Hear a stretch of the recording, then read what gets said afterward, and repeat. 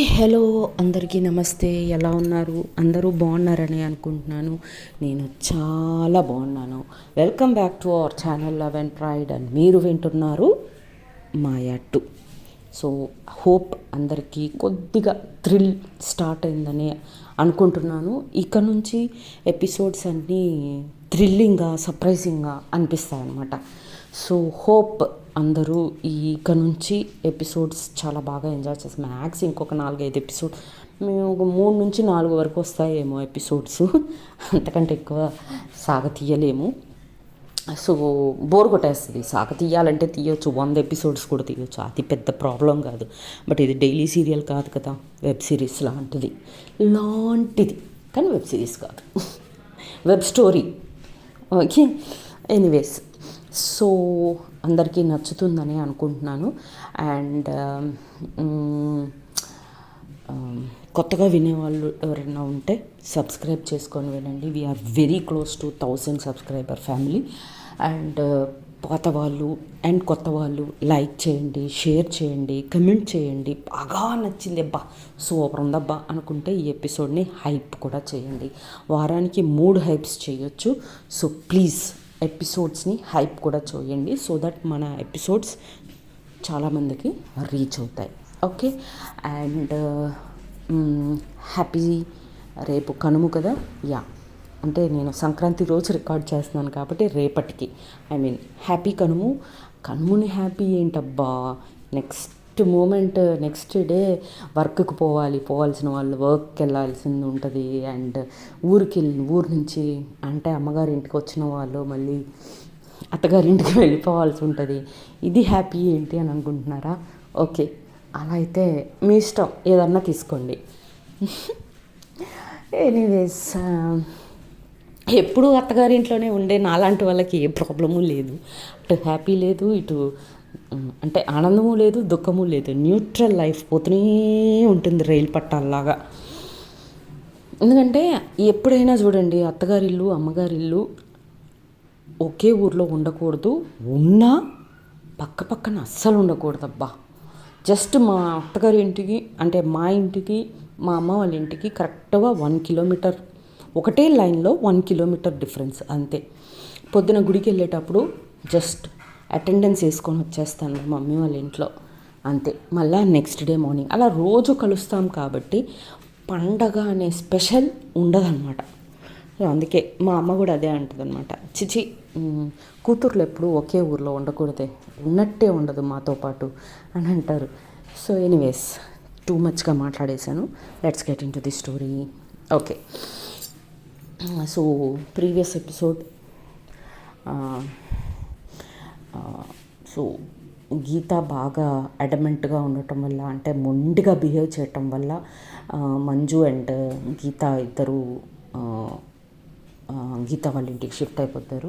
So గీత వాళ్ళ ఇల్లు మొత్తం సీసీ కెమెరాస్ సర్వీస్లో ఉంటుంది. అండ్ అలా వాళ్ళు వెళ్తున్న ఆఫీస్కి వెళ్తూ వస్తూ ఉంటారు. ఒకరోజు క్లయింట్స్ గీతని ఫస్ట్ మాడ్యూల్ సక్సెస్కి ఊరి చివరిలో ఉండే మన ఒక హోటల్కి పిలుస్తారు సెలబ్రేషన్స్ కోసం. సో గీత కూడా ఎవరికి చెప్పకుండా బయలుదేరి వెళ్ళిపోతుంది. సో గీతని మన హీరో గోవింద్ ఫాలో అవుతాడు. సో తర్వాత ఇంటికి వెళ్దాం అనుకునేసరికి ఆ కార్లో పెట్రోల్ అయిపోతుంది. సో గోవింద్ హెల్ప్ తీసుకోవడానికి గోవింద్ దగ్గరికి వస్తుంది గీత. వాట్ నెక్స్ట్ అనేది ఇప్పుడు చూద్దాం. సో గోవింద్ రోడ్ అవతల ఉన్న ఒక చిన్న టీ కొట్టు దగ్గర టీ తాగుతూ ఉంటాడు కదా. సో మన మేడం గారు అక్కడికి వెళ్ళి గీత గోవింద్ దగ్గరికి వెళ్ళి పద వెళ్దాం అని అంటదనమాట. అంటే ఎక్కడికి అని అంటాడు కావాలనే ఏడ్పిస్తూ.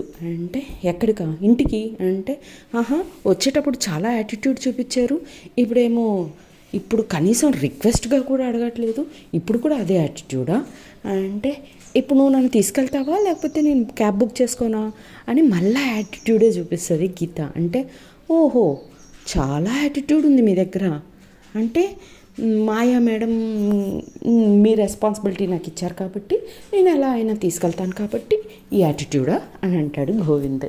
అంటే నువ్వేమైనా అనుకో, ఇప్పుడు నువ్వు నన్ను తీసుకెళ్తావా లేదా అని అంటే, తీసుకెళ్ళకపోతే చస్తాను, తీసుకెళ్తే తీసుకెళ్ళాలి తప్పదు కదా అని ఇంకా లేచి నవ్వుకుంటూ లేచి ఆ టీ గ్లాస్ అక్కడ పడేసి ఆయన లేచి బండి స్టార్ట్ చేస్తాడు అనమాట. అప్పటికి ఎంత అయింది? 10 అయిపోయింది.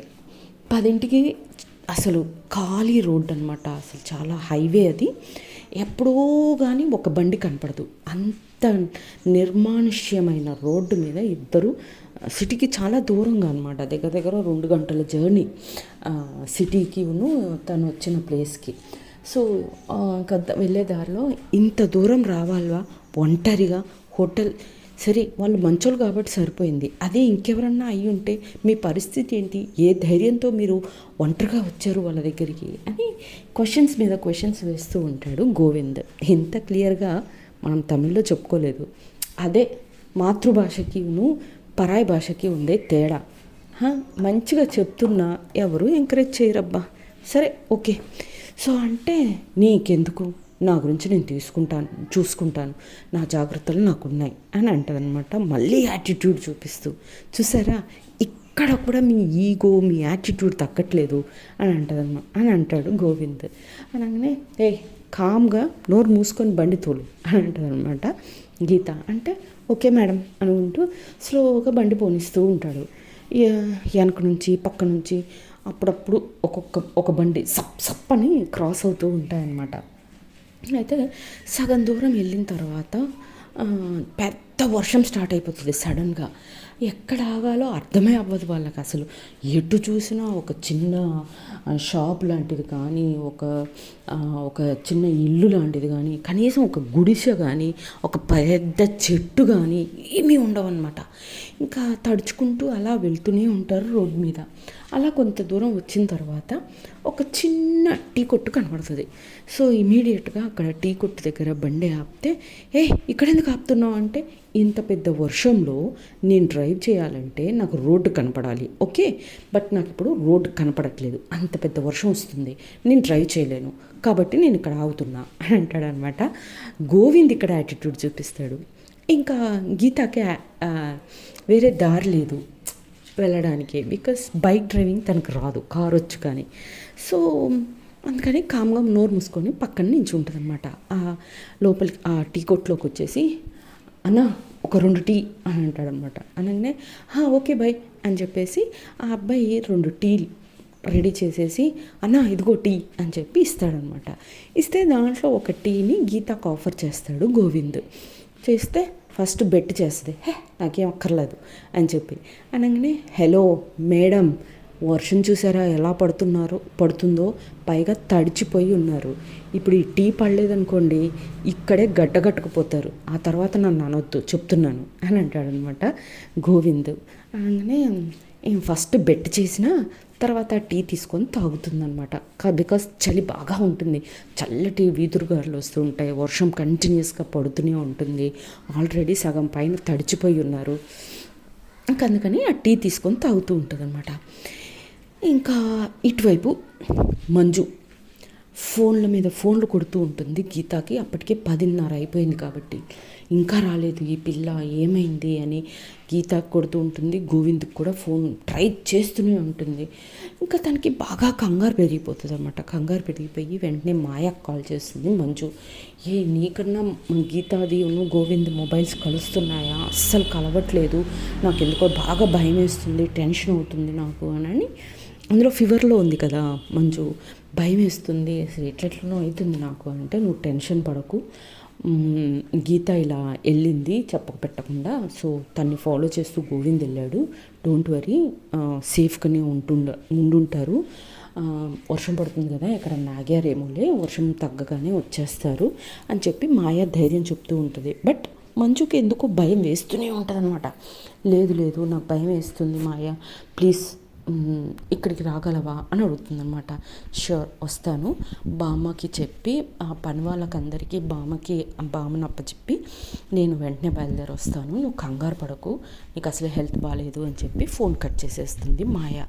అని చెప్పేసి మంజు కూడా ఫోన్ కట్ చేసేస్తుంది అనమాట. ఇంకా వెంటనే బయలుదేరి బామ్మగారికి చెప్పేసి ఇంకా వెంటనే మాయ బయలుదేరిపోతుంది మంజు దగ్గరికి. ఇంకా మంజు దగ్గరికి మాయ వెళ్ళగానే ఆల్రెడీ భయపడుతుంది కదా, మాయని చూడగానే గట్టిగా పట్టేసుకొని ఏడ్చేస్తుందన్నమాట. ఏడ్చేయని, అరే ఎందుకు ఏడుస్తావురా, తను సేఫ్గానే ఉంటుంది అని చెప్పి ఇద్దరూ కలిసి ఫోన్ల మీద ఫోన్లు ట్రై చేస్తూ ఉంటారనమాట. మళ్ళీ అటువైపు గీత ఫోన్ తీసి మంజు కంగారు పడుతూ ఉంటుందేమో, సరే ఒకసారి ఫోన్ చేద్దామని చెప్పి ఫోన్ తీసి చూసుకుంటూ ఉంటే తన ఫోన్లో అయితే సిగ్నల్సే లేవు. ఇంకా గోవింద్ని పిలుస్తుంది. గోవింద్, మీ మొబైల్లో సిగ్నల్స్ ఉన్నాయా, ఇద్దరూ కంగారు పడుతూ ఉంటారు, ఒక ఫోన్ అన్నా చేసి చెప్దాము అని చెప్పి అంటే ఆయన సెల్లో కూడా సిగ్నల్స్ ఉండవు. చాలా ట్రై అటు ఇటు తిప్పుకుంటూ ఆ చేయి పైకెత్తి కిందికెత్తి కొంచెం బయటికి పెట్టి అంత ట్రై చేస్తుంటే ఒక్క చిన్న పాయింట్ కూడా రాదనమాట. అప్పుడు ఆ టీ కొట్టు ఆయన అంటాడనమాట, ఇక్కడ సిగ్నల్స్ ఉండవు మేడం, ఎప్పుడో ఒక్కసారి కానీ సిగ్నల్స్ రావు, మీరు ఎందుకు అంత కంగారు పడుతున్నారు అంటే, ఇట్లా మా ఇంట్లో వాళ్ళు కంగారు పడతారు, ఎట్లా అయినా ఫోన్ చేయాలి, మరి ఎలా అని ఆ టికెట్ ఆయన్ని అడుగుతారనమాట. అంటే మేడం, మీరు ఇక్కడ నుంచి ఒక 5 నిమిషాలు జర్నీ చేశారు అంటే అక్కడ ఒక విల్లా ఉంటుంది మేడం, ఒక డాక్టర్ గారిది. ఆ ఇంట్లో ఎవరు ఉండరు మేడం, వాళ్ళు యూఎస్లో ఉంటారు, వాచ్మెన్ ఒక్కడే ఉంటాడు, వాళ్ళ ఇంట్లో ల్యాండ్ లైన్ ఉంటుంది మేడం, మీరు కావాలంటే అక్కడికి వెళ్ళి ఆ వాచ్మెన్ అడిగి ఫోన్ చేసుకోవచ్చు అని చెప్పి సలహా ఇస్తాడనమాట టీ కొట్టు ఆయన. అనగానే, ఓ అవునా, థ్యాంక్ యూ వెరీ మచ్ అని చెప్పేసి వెంటనే వాళ్ళిద్దరూ అక్కడి నుంచి బయలుదేరి నిజంగా కూడా ఒక 5 minutes దూరంలోనే మన టీ కొట్టు ఆయన చెప్పినట్టు పెద్ద విల్లా ఉంటుంది. చుట్టూ అసలు ఇటు 2 కిలోమీటర్లు అటు 2 కిలోమీటర్ల వరకు అసలు ఎవ్వరూ ఉండరు, చుట్టూ ఏమీ ఉండవు అనమాట. ఇంకా ఇంటి వెనక వైపు అయితే కంప్లీట్గా అడవిలానే ఉంటుంది అనమాట. సో అలా ఒక నిర్మానుష్యమైన స్థలంలో ఇల్లు కట్టుకొని ఒక డాక్టర్ ఆయన ఇక్కడ ఉండడు కాబట్టి అప్పటికైనా ఫ్యూచర్లో పెరుగుతుంది కదా, ఇప్పుడు అందరూ అలానే కొంటున్నారు అనుకోండి. సో ఆయన పెద్ద విల్లా కట్టి ఉంటాడనమాట. సో అక్కడికి వెళ్తారు. వెళ్ళి అక్కడున్న వాచ్మెన్ని పిలుస్తాడు గోవింద్. అన్నా అనగానే ఎవరు అనుకుంటూ వస్తాడు. వచ్చిన తర్వాత, గీత, నా పేరు గీత అండి, నేను ఇట్లా కంపెనీ ఓనర్ని, ఈయన పోలీసు, మా ఫ్రెండ్ కూడా ఐపీఎస్ మాయా గారు తెలుసు కదా అంటే, తెలుసు మేడం, మాయా గారు ఎవరికి తెలీదు అంటాడు వాచ్మెన్.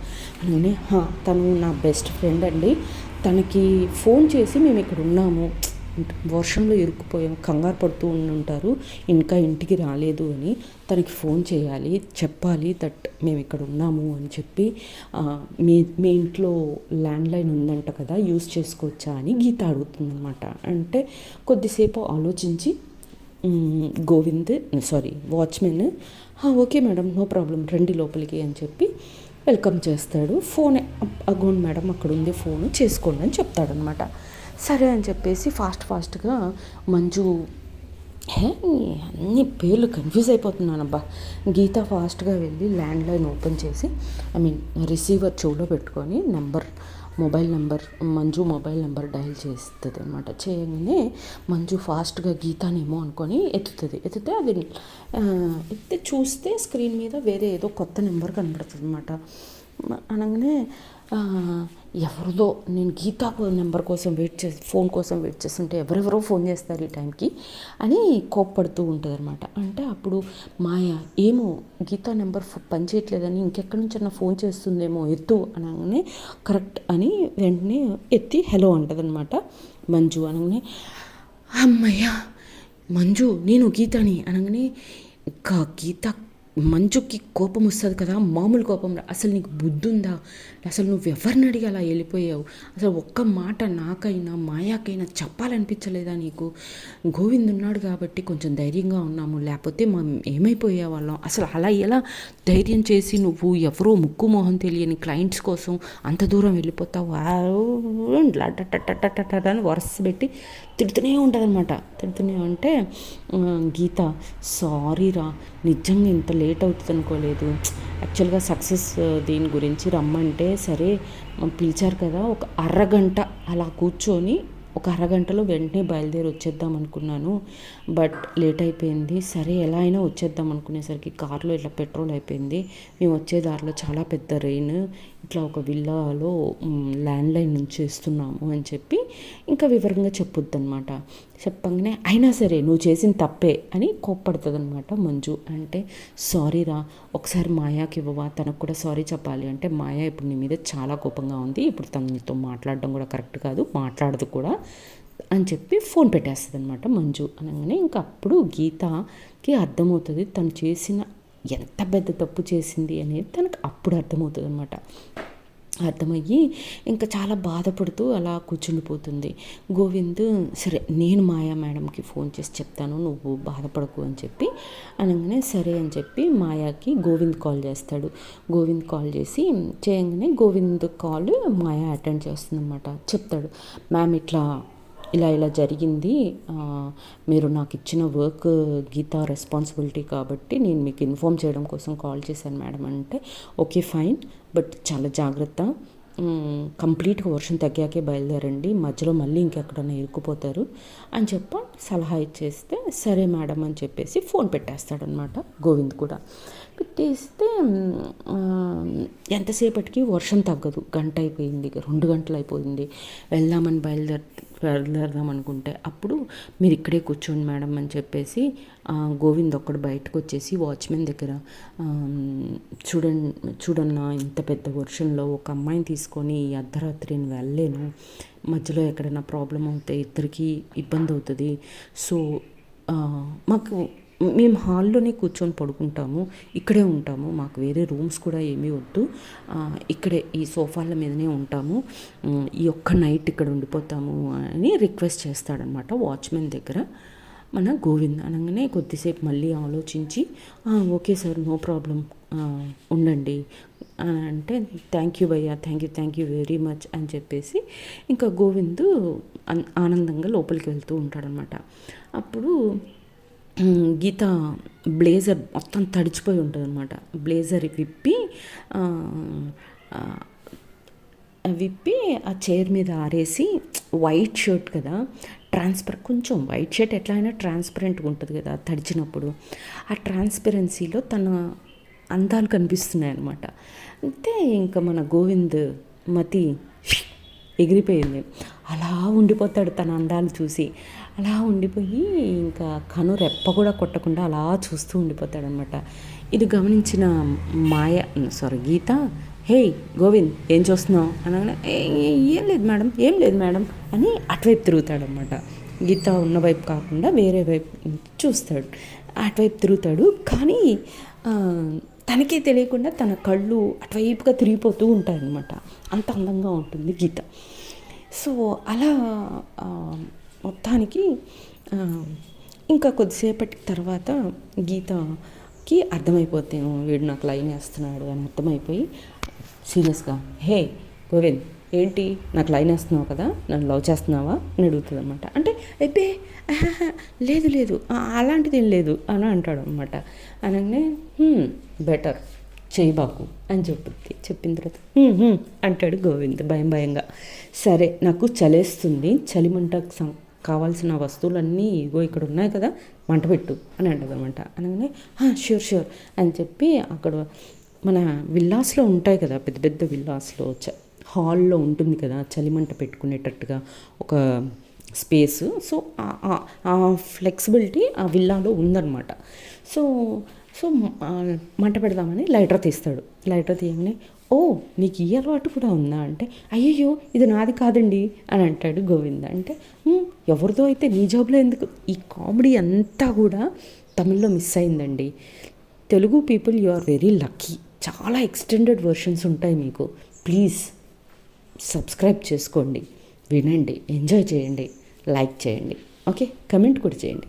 ఎనీవేస్, సో ఇది నాది కాదండి అంటే, మరి ఎవరిది అంటే, అది ఇందాక మన టీ తాగాం కదా, ఆ టీ తాగినప్పుడు అక్కడ లైటర్ ఉంటేను జోబులో వేసుకున్నా అని అంటాడు అనమాట. అని అంటే, ఓ మీకు పోలీస్ అయ్యింది మీకు దొంగ బుద్ధి ఉందా అంటే, అయ్యో రామ కాదండి, బై మిస్టేక్ ఏదో అనుకొని వేసుకున్నానండి, చాక్లెట్ లాగా.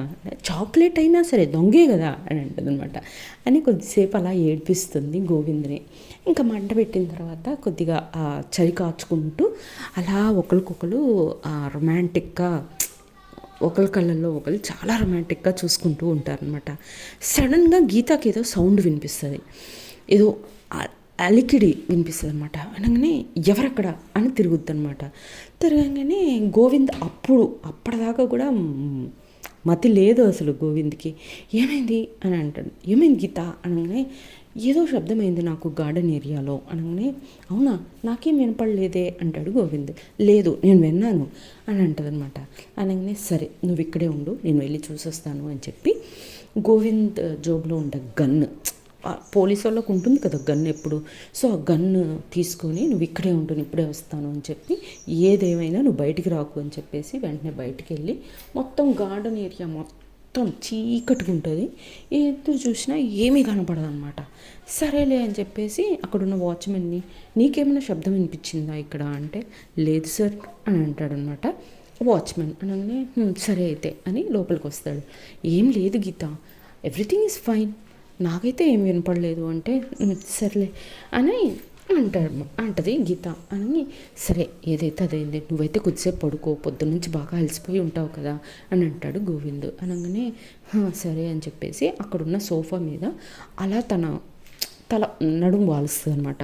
నడుము వాలుస్తుంది కానీ ఎక్కడో ఏదో టెన్షన్ ఉంటుంది తన మైండ్లో. సరే అప్పుడే ఇలా జస్ట్ కళ్ళు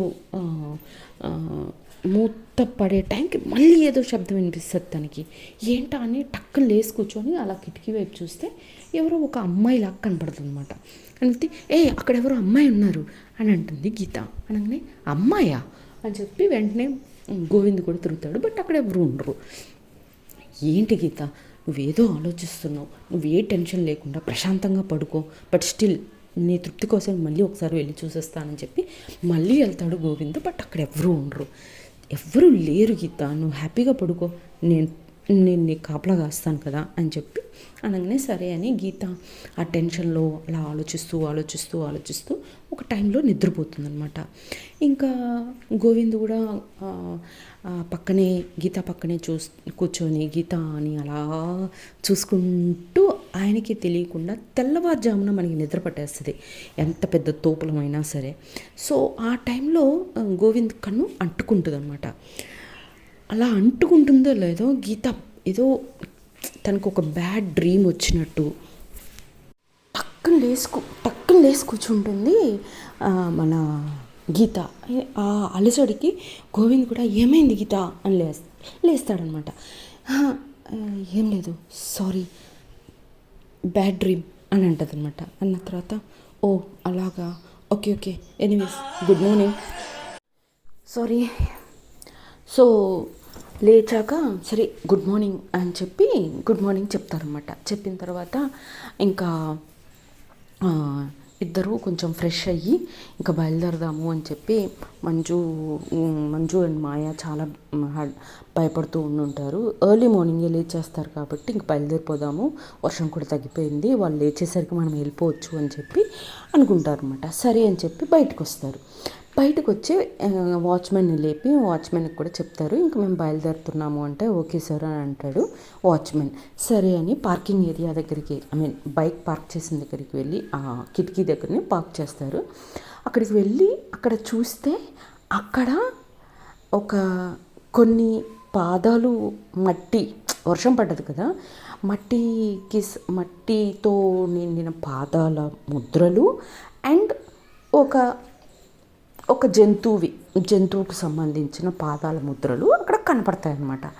కనపడేసరికి ఇద్దరు ఒకళ్ళ మొహాలు ఒకళ్ళు షాక్ అయిపోయి చూసుకుంటారు. సో అసలు ఏం జరిగింది, ఎవరొచ్చి ఉంటారు, ఏంటి అనేది నెక్స్ట్ ఎపిసోడ్లో చూద్దాం. అప్పటి వరకు tata bye bye, see you, Jai Hind, జై శ్రీరామ్.